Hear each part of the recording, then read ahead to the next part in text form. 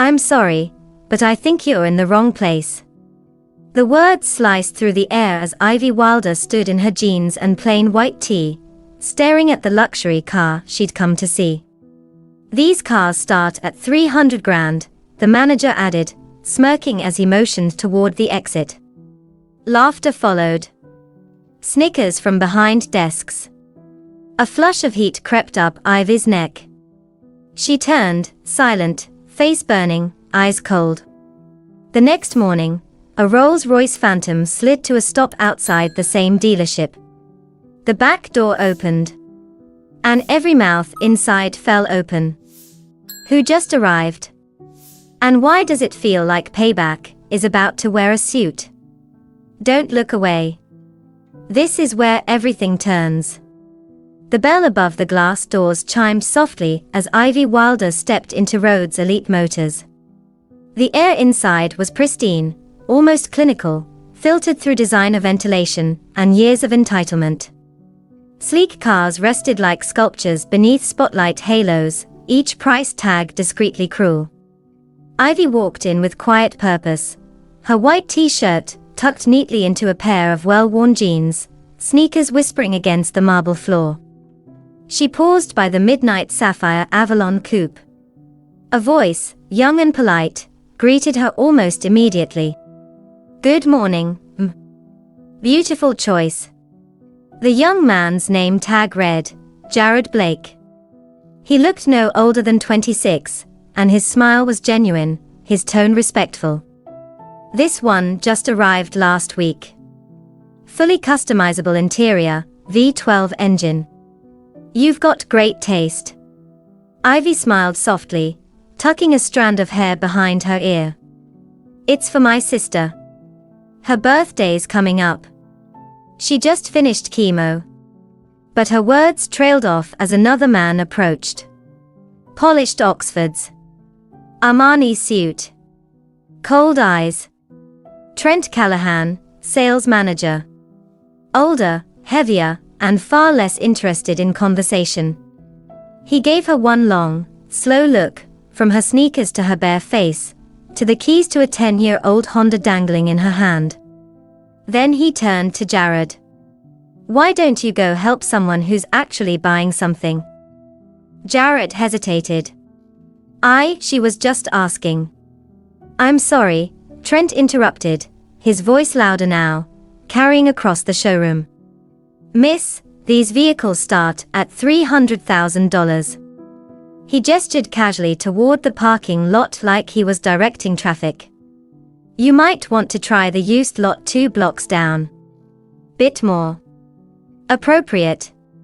The snicker came from somewhere behind a desk. A woman in heels whispered something to her co-worker, and both laughed under their breath. Ivy froze. Her eyes didn't blink. Her breath didn't catch. But something in her posture, something in the way her shoulders straightened, shifted. She didn't say a word. She simply looked at Trent Callahan. And her gaze was sharper than any insult he could have crafted. Then she turned, slowly, deliberately, heels echoing as she walked out the same door she came in. Jared stood frozen, mouth slightly open, guilt on his face. I'm sorry, he murmured, but Ivy was already gone. Outside, the sun was too bright. The heat of embarrassment pressed down on her skin. She reached her car, a faded silver Honda, and placed one hand on the door. She hesitated. Then it came. Just one tear. Just one. She wiped it away quickly. Sat down. Started the engine. And drove off without looking back. But her eyes, her eyes, held something that said this wasn't over. The house was quiet that night. Nestled on the edge of a wooded hillside outside San Francisco, the Wilder estate was anything but ostentatious. No golden gates. No roaring fountains. Just clean lines, warm wood, glass, and open space, an extension of the woman who called it home. Ivy Wilder sat at the kitchen island, still in her jeans and white tee. The untouched glass of wine beside her had long gone warm. On the screen in front of her were photos, smiling children in wheelchairs, hospital visits, scholarships awarded, playgrounds rebuilt. It was the digital archive of Wilder Foundation for Children's Hope, the non-profit she'd built from the ground up. For over a decade, she had poured her time, her fortune, and her heart into creating hope where there was none, for kids born with less, for families fighting impossible odds. But tonight, none of that felt like enough to stop one man's smirk from echoing in her head. The door opened. "Hey." The voice was low, familiar, grounding. Knox Wilder stepped in, 40 years old, silver at his temples, casual in black slacks and a t-shirt, but with a presence that could silence boardrooms. Forbes had once called him the quiet giant of clean energy. To Ivy, he was simply her anchor. He crossed the room, took one look at her face, and paused. What happened? Ivy didn't speak right away. She simply turned the laptop around and hit play. Knox watched the dealership's security footage, Jared's hopeful greeting, Trent's interruption, the smirk, the dismissal, the pointed hand toward the door. He watched Ivy walk out. Alone. Silent. Humiliated. By the end, his jaw had clenched so tightly his temples twitched. His name? Knox asked, voice sharp. Trent Callahan. Sales manager at Rhodes Elite Motors. Knox was quiet for a long moment. Then he exhaled. A slow, steady breath. You want me to handle it? Ivy shook her head, her eyes never leaving his. I don't want a scene. I want a shift. He needs to learn. They all do. Knox's mouth curved slightly, not a smile, but the beginning of something colder. Smarter. Then let's give them a lesson they'll never forget. He picked up his phone, opened his calendar. What time does that dealership open? Ivy leaned back, the weight of the day melting from her shoulders as purpose returned to her eyes. 9 a.m. sharp. At precisely 9:02 a.m., the purr of a handcrafted engine cut through the morning quiet. A silver and black Rolls-Royce Phantom glided to a stop in front of Rhodes Elite Motors, its paint gleaming like wet ink under the California sun. The doorman, who usually never left his post, instinctively stepped back. Heads turned. Phones discreetly lifted. The kind of car that didn't visit, a car that summoned. The chauffeur stepped out, crisp in black gloves, and opened the rear door with a single practiced motion. And then he appeared. Knox Wilder.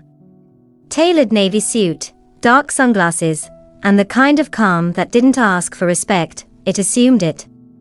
The kind of presence Fortune magazine would put on a cover and caption power, redefined. Inside the dealership, Trent Callahan looked up and transformed. His grin flicked on like a switch. Sir. Good morning. Welcome to Rhodes Elite. What can I do for you today? Knox barely nodded. I'd like to see the Avalon Coupe. Midnight Sapphire. I believe you have one in stock. Trent's eyes lit up, his mouth moving faster than his brain. Absolutely. That's one of our finest models. Right this way. I'll give you the full VIP experience myself. They walked past the same desk where Ivy had once stood invisible. Knox's gaze didn't flicker, but the memory was sharp beneath the surface. Trent gestured like a magician revealing his prize. Here she is. Isn't she stunning? Knox studied the car for a moment, then said, without looking up. My wife wanted to see this exact model yesterday. Trent blinked. Oh? Well, I'd be happy to arrange a second. She never got the chance, Knox cut in, his voice cool. Apparently, she was encouraged to browse the used lot instead. The room shifted. Trent's mouth opened slightly. I'm sure that's a misunderstanding. We treat all potential buyers with the utmost. She came in wearing jeans and a t-shirt, Knox continued, still facing the car. Because she doesn't wear wealth on her sleeve. Because she doesn't need to. She's a woman who's built homes for war orphans, funded surgeries for children in wheelchairs, and founded a foundation that's helped over 20,000 kids across this country. He finally turned to face Trent. And you humiliated her. Publicly. Loudly. Without asking a single question about who she was. Trent went pale. Behind him, staff had gone still. Phones muted. Mouths closed. The dealership, moments ago full of shallow charm, now felt like a courtroom with a verdict pending. A man in a grey suit appeared from a side door, drawn by the tension. His face crumpled as recognition hit. Franklin Rhodes, owner and founder. Mr. Wilder, he stammered, stepping forward, I had no idea. Please believe this does not reflect our values. But Knox raised a hand gently. This isn't about names. Or revenge. It's about respect. At that moment, Jared Blake emerged from behind a desk.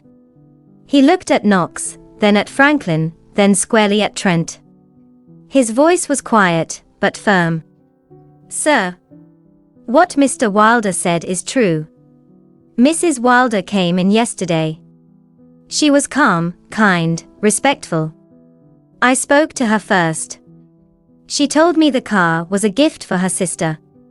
Trent interrupted and told her to leave. Loud enough for everyone to hear.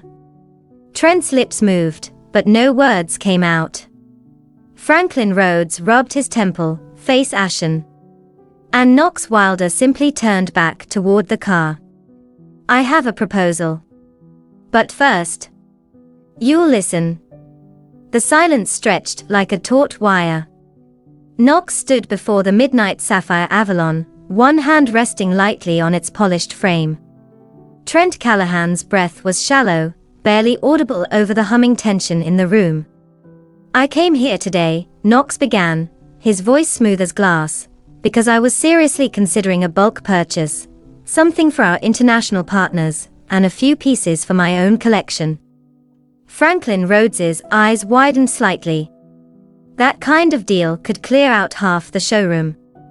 But Knox wasn't finished. But after yesterday, he continued, eyes locking with Trent's, I had to ask myself, why would I trust my name, my people, or my family's safety to a place that can't even offer respect to a woman in jeans? No one spoke. The weight of each word pressed heavier than the last. So here's what I propose. He stepped forward, measured, deliberate.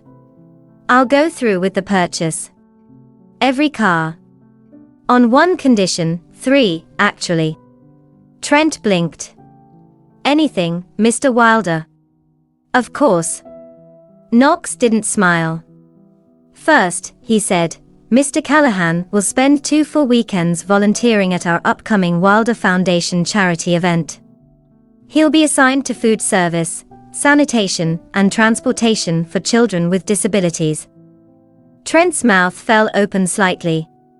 That's non-negotiable, Knox said flatly. Franklin gave Trent a single sharp look. Trent nodded. Second, Knox continued, every single employee in this dealership, including upper management, will complete a certified training course on unconscious bias and respectful client engagement. Before the end of the quarter, there were quiet murmurs behind the desks. A few pale faces. And third, Knox turned, nodding toward the young salesman in the corner. From now on, every Wilder family transaction at this dealership will be handled exclusively by Jared Blake. Jared's eyes widened. Sir. I don't know what to say. Knox turned to him with a rare softness. You said enough yesterday. You treated my wife with decency when no one else did. He looked back at the room, voice calm but final. This isn't about punishment. It's about growth. But growth only happens when you admit where you failed. Franklin Rhodes stepped forward slowly. He looked at Knox, then at Ivy, who had just entered, quietly, unnoticed, standing at the door in her simple outfit, the same one from yesterday. Franklin lowered his head. "Mr. Wilder. Mrs. Wilder. On behalf of Rhodes Elite, we accept every condition. And we offer our sincerest apology." Ivy's eyes met Trent's. There was no anger in them now. Only the cold clarity of someone who had seen this world far too clearly, for far too long. The hall buzzed with warmth, not from chandeliers or champagne, but from laughter. Genuine, unfiltered, echoing between balloons, ramps, and the soft beats of a live string quartet. Children rolled across the polished floor in wheelchairs adorned with ribbons. Nurses, volunteers, and donors mingled, clapped, hugged. And in the middle of it all, Trent Callahan wiped sweat from his brow as he crouched to tighten the wheel on a boy's chair. Gone was the pressed suit, the smug grin, the eyes that scanned for wealth. Today, Trent wore a volunteer tee. His slacks were stained with ketchup and paint. His hands smelled like sanitizer and popcorn. And his heart, unfamiliar as it felt, was light. "There you go, champ," he said, giving the wheel one final tug. "Try now." The boy grinned and zipped forward, spinning in place. Trent chuckled under his breath, then turned and found himself face to face with Ivy Wilder. She stood in a soft navy dress, her hair pulled back, simple and radiant. For a beat, neither spoke. Then Trent straightened, wiped his palms on his pants, and looked her directly in the eyes. No shields. No ego. "I was wrong," he said quietly. "Thank you for giving me a chance to see who I really was. And who I want to be." Ivy studied him for a long moment. Then she gave him a small nod, the kind of nod that said more than words. Behind her, Knox approached with a calm smile. "I was thinking," he said, folding his arms, "you might be the right person to help finalize that big delivery we talked about." Trent blinked. "You'd still trust me with that?" Knox shrugged. "I trust people who've done the work. Just make sure it's perfect, from start to finish." A smile, quiet and real, crept onto Trent's face. Later that afternoon, as the sun bathed the foundation's garden in soft gold, Trent walked beside a little boy, gently pushing his wheelchair down a path lined with sunflowers. They didn't speak much. They didn't need to. And for the first time in years, Trent didn't feel the weight of expectation, image, or status. He just felt human. And that was enough. We live in a world wired to judge at a glance. Clothes, cars, accents, appearances. But sometimes, the person in jeans is the one who's changed thousands of lives. Sometimes, the one holding back tears is the strongest soul in the room. And sometimes, the harshest lesson comes wrapped in silence, not anger. Ivy Wilder never needed to prove her worth. But she reminded us all of a truth we keep forgetting. Kindness wears no labels. Respect should never require a price tag. And the greatest lessons, they often come from the ones we dared to overlook.